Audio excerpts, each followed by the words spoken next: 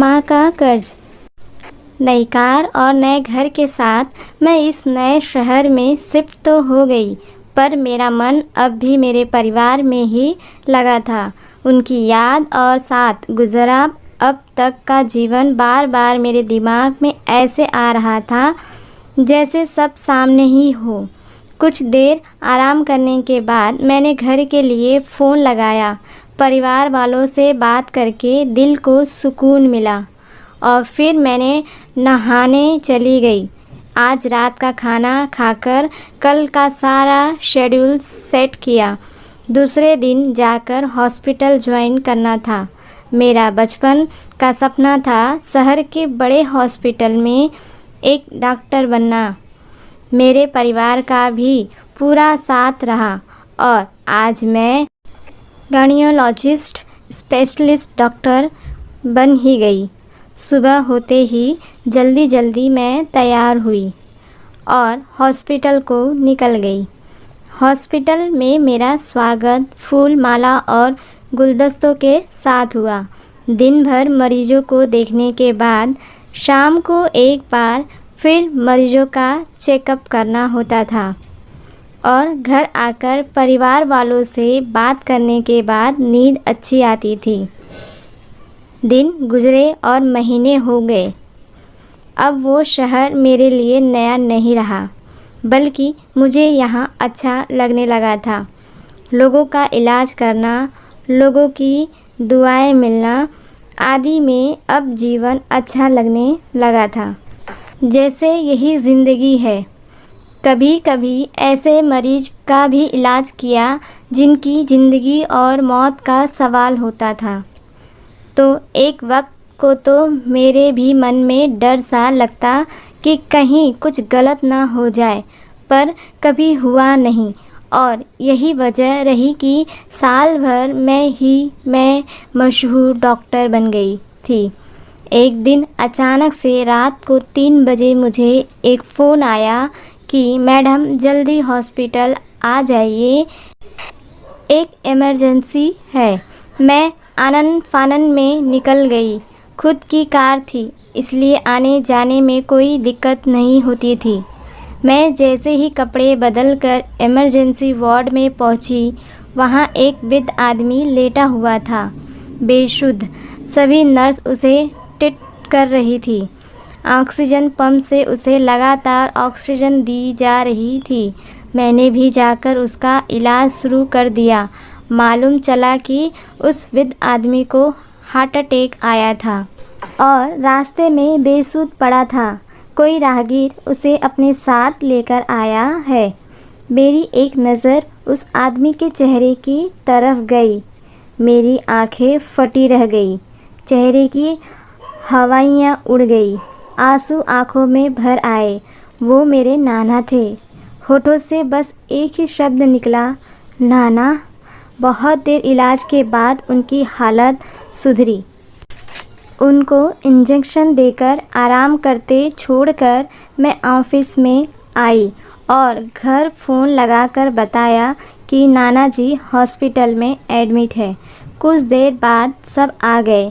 मैं चाहकर भी नहीं रो पा रही थी, क्योंकि एक डॉक्टर होने के नाते मैं जानती थी कि वो अब खतरे से बाहर है, पर उनकी गुड़िया होने के नाते दिल बहुत दुखी था। उन्हें इस हालात में देखकर मेरी आंखों से आंसू रुक ही नहीं रहे थे।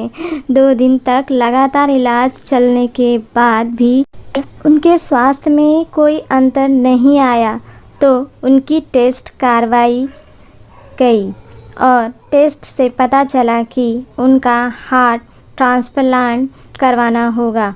पर घर वालों को जब ये बात पता चली तो सब बहुत घबरा गए। मैंने अपने सभी सीनियर डॉक्टर को ईमेल करके पता किया, पर सबकी सलाह हार्ट ट्रांसप्लांट ही थी। आखिरकार उनका हार्ट ट्रांसप्लांट करवाना ही उचित समझकर सब ने हाँ कर दी। 10 दिन गुजर गए थे, पर नाना के मुंह से मेरी गुड़िया सुनने को मैं तरस गई थी। उस शहर में मैं ही मशहूर डॉक्टर थी और हार्ट स्पेशलिस्ट भी थी, तो ये ट्रांसप्लांट मुझको ही करना था। क्योंकि एक डॉक्टर होने के नाते ये मेरा फ़र्ज़ था। पर कहीं न कहीं ये डर भी लग रहा था कि मैं अगर इस बार असफल हुई तो, क्योंकि डॉक्टर के हाथ में बस कोशिश होती है, ज़िंदगी और मौत का फ़ैसला तो ऊपर वाला ही करता है। सारी तैयारियां हो गई, हार्ट ट्रांसप्लांट होने की भी ऑपरेशन थिएटर में थी।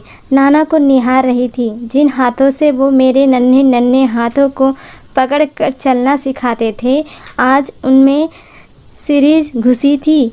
उनकी इस बूढ़ी चमड़ी में नसें साफ नज़र आ रही थी। बचपन में जिस दिल की धड़कन को मैं उनके सीने पर सर रख कर सुना करती थी, आज उसे ईसीजी मशीन में साफ साफ देख रही थी। जिन होठों से वो मुझे गुड़िया गुड़िया बोलते थे, आज उन होठों पर ऑक्सीजन मास्क एलर्जी हुआ था। मैं अपने हाथों को उठा नहीं पा रही थी। कैसे उन छाती पर चाकू और कैंची चलाऊं, जिस पर मैं सर रख कर दिया करती थी।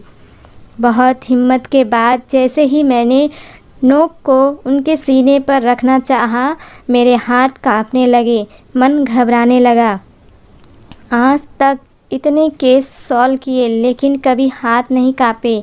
आज हिम्मत नहीं हो रही थी कि नर्स और बाकी स्टाफ मेरी तरफ देखे जा रहा था। आखिरकार नाना की इस हालात को देखकर मैंने हिम्मत से काम लिया और कई घंटे तक ऑपरेशन करने के बाद उनका सफल हार्ट ट्रांसप्लांट कर दिया। जैसे ही ऑपरेशन पूरा हुआ, मैं बाहर आ गई। सब ने मुझे बाहों में भर लिया और मैं ज़ोर ज़ोर से रोने लगी। सब बहुत अचंभित थे कि आखिरकार मैं क्यों रो रही हूँ, पर मेरी माँ सब समझ गई। उसने मुझे गले लगाया और बोला, शाबाश, तू मेरी बेटी नहीं, भगवान है। तू नहीं जानती, तूने आज मुझे मेरे पापा की ज़िंदगी देकर अपनी इस माँ का कर्ज चुकाता कर दिया।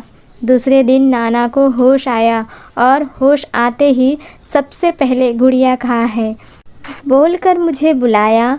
कुछ दिनों बाद वो बिल्कुल स्वस्थ हो गए। दोस्तों, आपको ये कहानी कैसी लगी कमेंट में कमेंट करके ज़रूर बताइएगा। वीडियो देखने के लिए धन्यवाद।